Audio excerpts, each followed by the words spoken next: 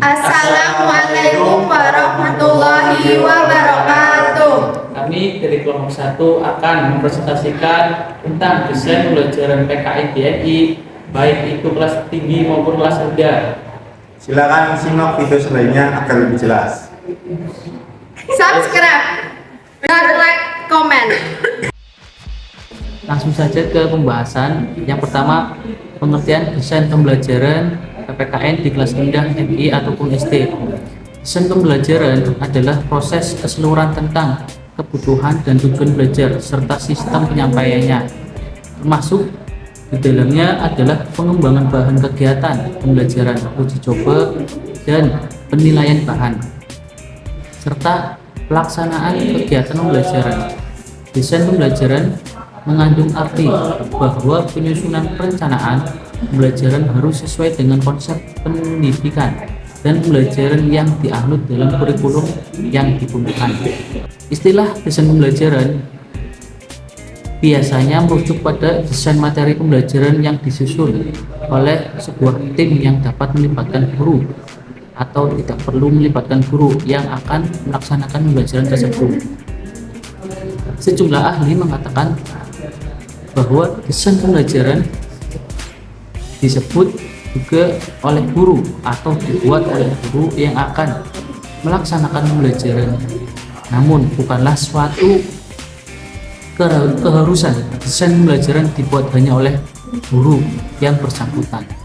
Artinya apa? Bahwa pengembangan desain pembelajaran dibuat hanya oleh guru yang bersangkutan. Jadi desain pembelajaran adalah proses keseluruhan tentang kebutuhan dan tujuan belajar serta pembelajaran dalam penyampaiannya. Kemudian karakteristik desain pembelajaran PKN MI. Yang pertama yaitu analisis situasi. Hal yang terpenting dalam mendesain materi pembelajaran dengan melakukan analisis situasi ialah dilakukan sebelum proses pengembangan kurikulum. Artinya, selama proses pengembangan kurikulum, guru dituntut agar menyadari dan mempertimbangkan tentang situasi yang sedang terjadi atau berubah di sekitarnya. Menurut Laurie Brady, menekankan pentingnya analisis situasi dalam pengembangan kurikulum, yaitu sebagai berikut. 1. Guru seyogianya melakukan suatu transaksi dengan peserta didik tentang apa yang akan dilakukan dalam proses belajar mengajar. 2. Guru hendaknya secara terus-menerus mengevaluasi dan mempertahankan suasana belajar di kelas. 3. Guru hendaknya mendekatkan proses belajar ke arah situasi nyata dan kemungkinan perubahan situasi tersebut. Selanjutnya yaitu pembelajaran berpusat pada peserta didik. Desain pembelajaran seharusnya mempertimbangkan suatu pendekatan pembelajaran yang berpusat pada peserta didik, di mana peserta didiklah yang mempengaruhi konten, aktivitas, materi, dan hasil belajar. Selanjutnya, pembahasan mengenai model pembelajaran PKN DNI.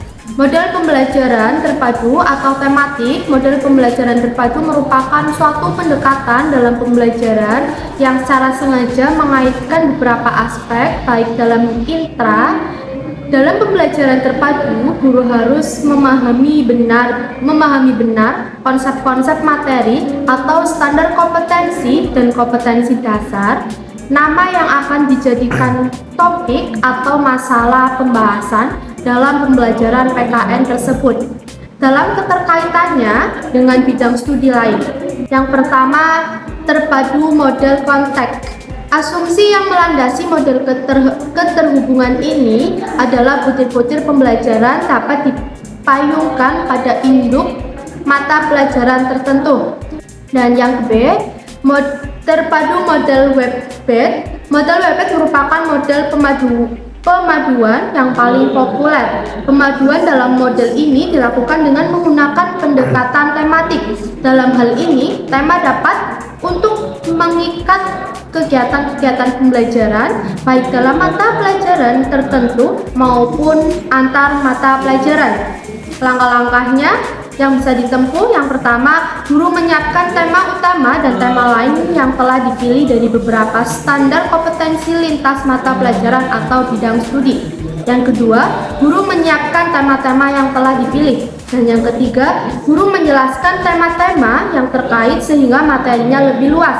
Yang keempat, guru memilih konsep atau informasi yang dapat mendorong belajar siswa.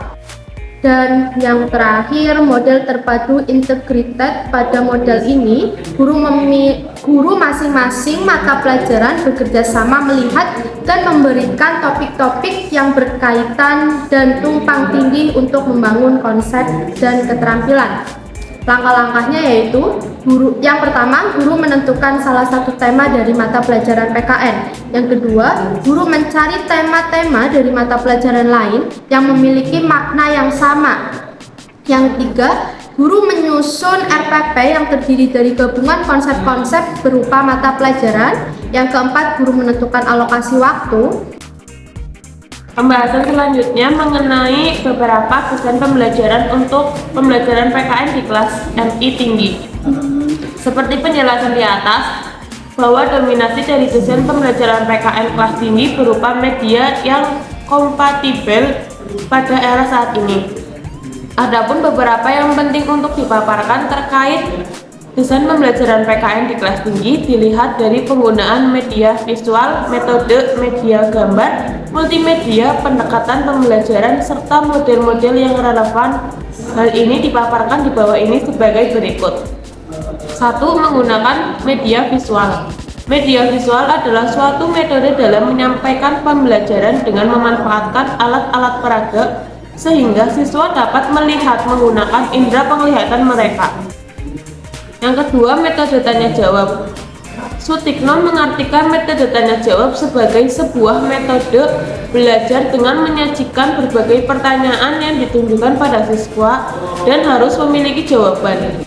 Yang ketiga, penggunaan media gambar. Pada hakikatnya, media gambar termasuk media visual karena dapat diamati secara langsung dan juga diindrakan. Yang keempat yaitu penggunaan multimedia. Multimedia adalah sebuah media yang mencakup beberapa hal. Padanya bisa terdapat gambar, suara, tulisan berupa teks, dan beberapa hal lainnya. Pembuatan media pembelajaran juga sangat mudah dilakukan bila melalui Android atau iOS maupun laptop atau komputer. Yang kelima, pendekatan pembelajaran aktif, kreatif, efektif, dan menyenangkan. Aktif menurut Suidiono adalah pembentukan pembelajaran dengan menjadikan siswa dan guru berperan penting. Peran guru dapat membuat suasana belajar yang nyaman dan siswa berperan dengan aktif bertanya maupun menyampaikan gagasan ataupun ide yang dimilikinya. Yang keenam, model pembelajaran course review hore dengan penggunaan PowerPoint. Menurut Daryanto, penggunaan PowerPoint memiliki beberapa kelebihan, yaitu diantaranya A. Bentuk sajiannya menarik karena dapat dibentuk dengan warna-warni menarik. B. Dapat merangsang siswa untuk mengetahui bahan ajar yang tersedia. C. Pesannya mudah dipahami karena menggunakan poin-poin yang penting. D. Tenaga didik tidak perlu repot untuk menjelaskan panjang lebar terhadap bahan yang disajikannya. Yang E. Dapat dibuat sesuai kebutuhan dan dipakai berkali-kali. Yang F. Dapat disimpan dan praktis. 7. Penggunaan media pembelajaran. Penggunaan media dapat mempengaruhi ingatan siswa akan mata pelajaran yang telah dilaluinya. Tuntutan terhadap media pembelajaran bukan hanya satu, melainkan ada 3 tuntutan yang harus dipenuhi oleh media pembelajaran agar media tersebut dapat memunculkan motivasi dari siswa ataupun tiga motivasi tersebut, yaitu A.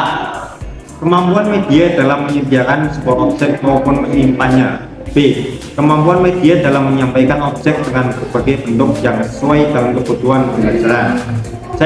Kemampuan media untuk menunjukkan berbagai kejadian yang syarat akan makna. Kemudian 8. Penggunaan metode diskusi. Namun metode ini memiliki kelemahan dan juga kelebihannya. Di antaranya, yang pertama kelebihannya, A. Melibatkan seluruh siswa. B. Masing-masing siswa dapat menguji pemateri dalam hal penguasaan materi yang akan dikuasainya. C. Metode ini menumbuhkan sikap ilmiah. D. Dengan kemampuan siswa untuk mempertahankan argumen diharapkan agar dapat memunculkan rasa percaya diri. E. Dapat dijadikan sebagai bahan untuk menampilkan demokratis siswa. Kemudian 2. Kekurangannya, yaitu A. Kondisi keaktifan diskusi tidak dapat dipastikan karena bergantung pada pembawaan ketua kelompok serta anggotanya. B. Untuk menjalankan diskusi, maka siswa diharapkan terampil walau ia belum mengerti bagaimana penguasaan metode diskusi yang sebenarnya. C. Bisa saja diskusi hanya dikuasai oleh orang yang berani saja. D. Tidak semua topik dapat didiskusikan. E. Jika semua merasa nyaman dengan materi, maka siswa mudah memberi tanggapan atau lainnya. F. Sering ditemui pada saat diskusi siswa tidak memiliki keberanian. G. Jumlah siswa akan berpengaruh pada kesempatan yang dimiliki untuk menyampaikan argumen. H. Waktu yang diperlukan untuk berdiskusi cukup panjang. Nah, kemudian beberapa metode untuk melaksanakan metode diskusi. Di antaranya 1. Tahapan diawali dengan menyampaikan masalah yang dilakukan oleh guru, sekaligus arahan beberapa langkah pemecahan masalah. 2. Melalui instruksi guru. 3. Siswa mendiskusikan masalah yang tersedia kepada kelompok. 4. Setelah selesai berdiskusi, maka kelompok harus menyampaikan hasil diskusi mereka. 5. Setiap siswa mencatat hasil diskusi mereka dan memberikan hasil laporan mereka kepada guru. 9. Strategi pembelajaran aktif tipe crossword puzzle. Dewi mengartikan crossword puzzle sebagai sebuah strategi yang mengajak siswa mengingat ulang materi yang telah dibahas sebelumnya dan akhirnya dapat memberikan pengaruh untuk hasil belajar yang akan diterima siswa. Metode ini dapat meningkatkan minat belajar siswa tanpa mengurangi proses pembelajaran yang sedang berlangsung. Adapun menurut Indriawati, yang dimaksud strategi crossword puzzle adalah metode yang menggabungkan dua buah proses sekaligus antara belajar dengan bermain. Tugas siswa tidak hanya berpatokan pada bermain teka-teki silang, namun mempelajari materi yang dari teka-teki silang yang disiapkan. Dengan demikian, siswa akan lebih tertarik untuk mengikuti pembelajaran.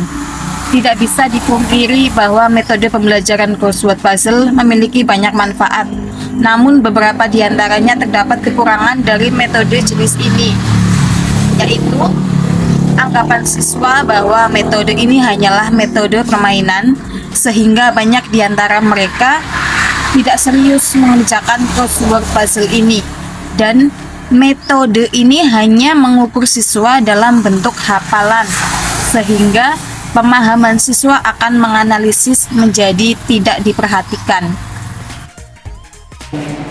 Sekian presentasi yang bisa kami sampaikan, kurang lebihnya mohon maaf.